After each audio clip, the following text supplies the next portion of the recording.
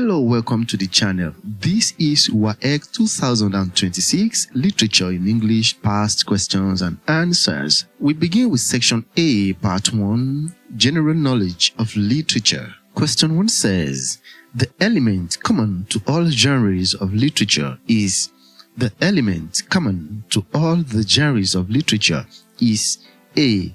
Character identification, B. Narrative technique, C. Stage direction, D. Subject matter. Option A. Character identification is common in prose and drama, but not essentially in poetry, so it is not common to all genres of literature. Narrative technique in option B is the method of narration. It includes point of view, flashback, foreshadowing, and other elements relating to the plot. It mainly applies to prose, not all the genres. Option C, stage direction.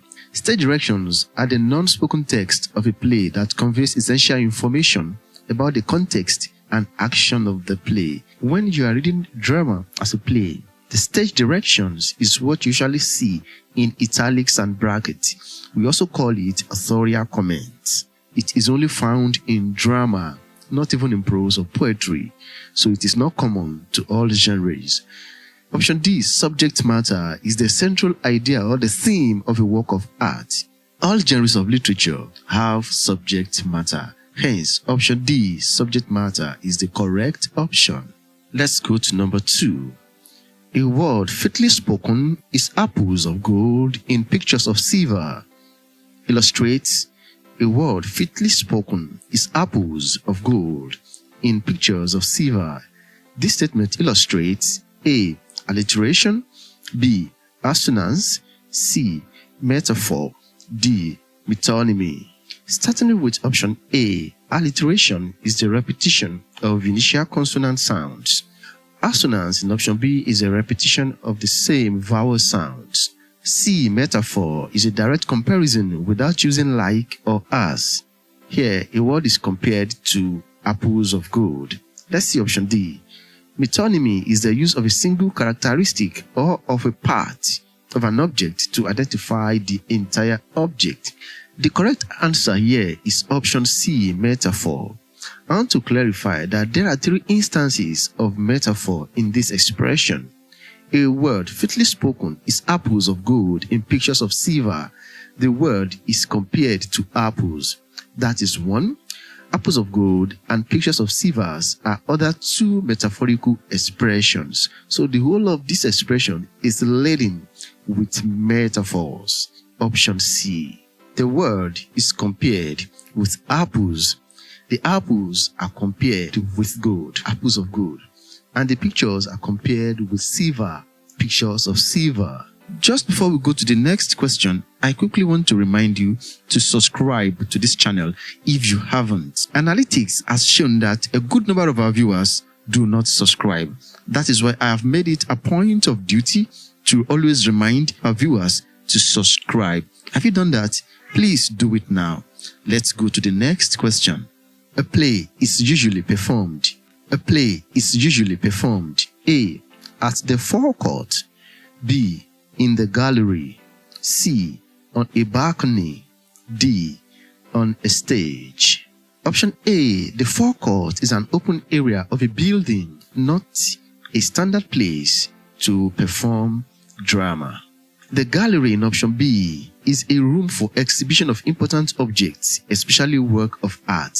That's why we have art gallery. The balcony is a part of a building, sometimes used in scenes, but not the main place to perform drama. The correct option is option D, the stage. The stage. The stage is the designated platform in the theater for acting. A play is usually performed on a stage. Option B. Number 4.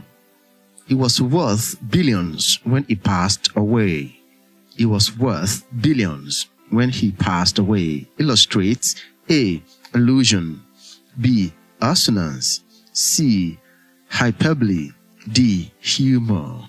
Allusion in option A is a reference to a known person, event, or a work of literature. Option B. Assonance is a repetition of the same or related vowel sounds.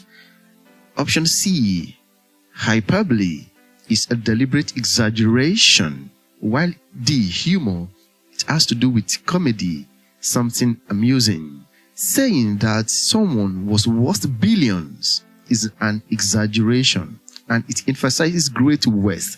So it is option C, hyperbole. It is a deliberate exaggeration. He was worth billions when he passed away illustrates hyperbole. Number 5.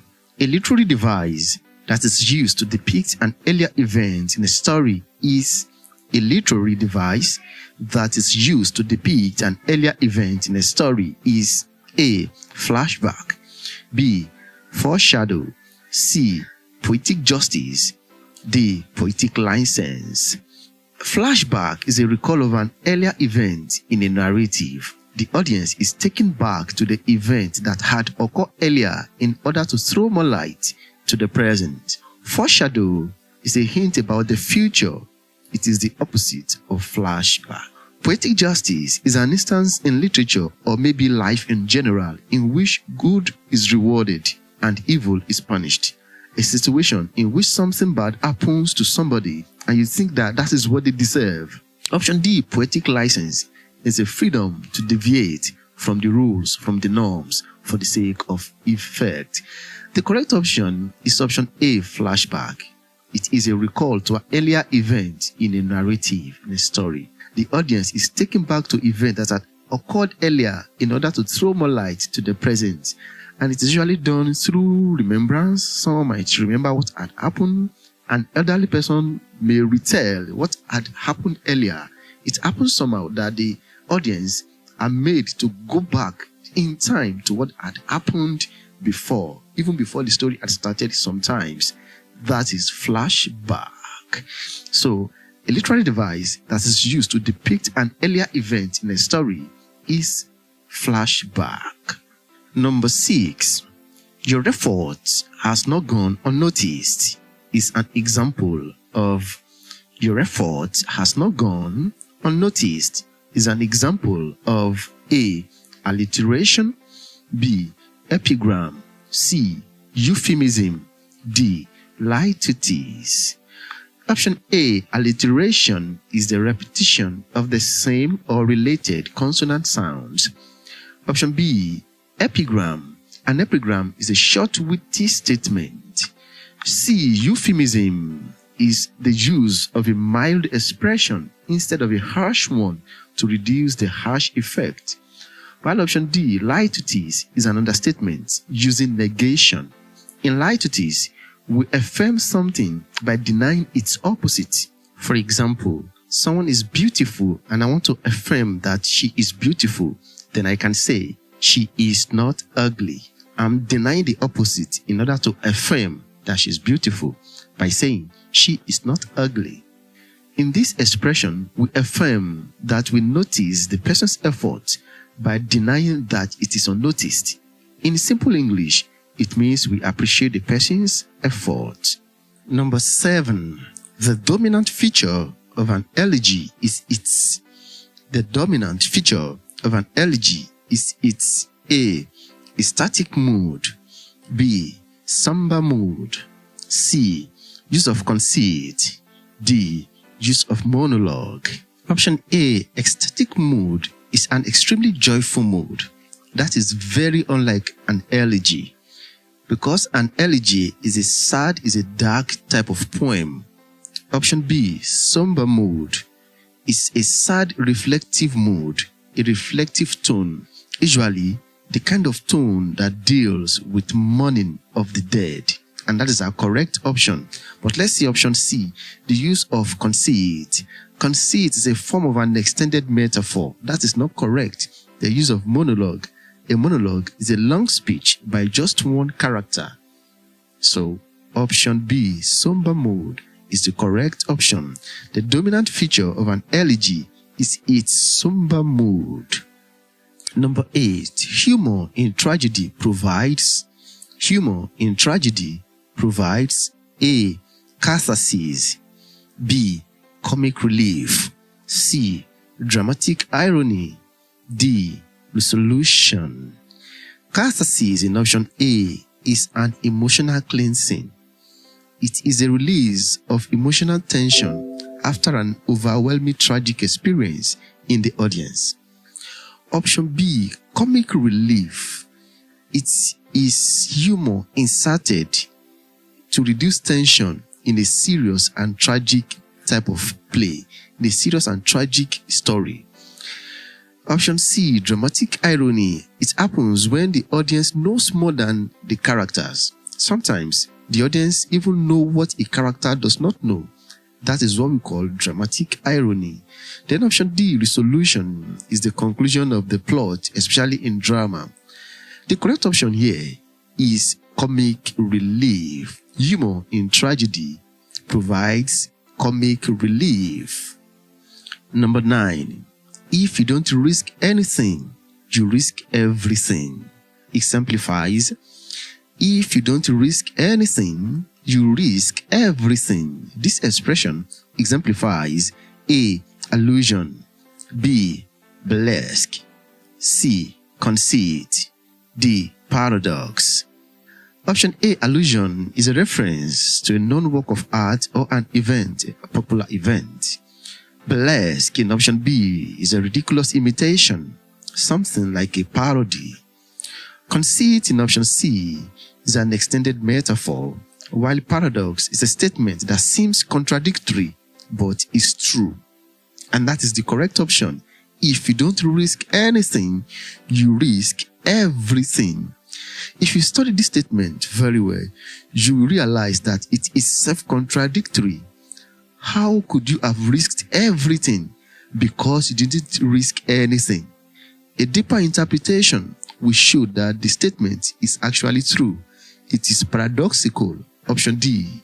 Number 10, which is the last question as far as this video is concerned. A character that develops with events and situations in a novel is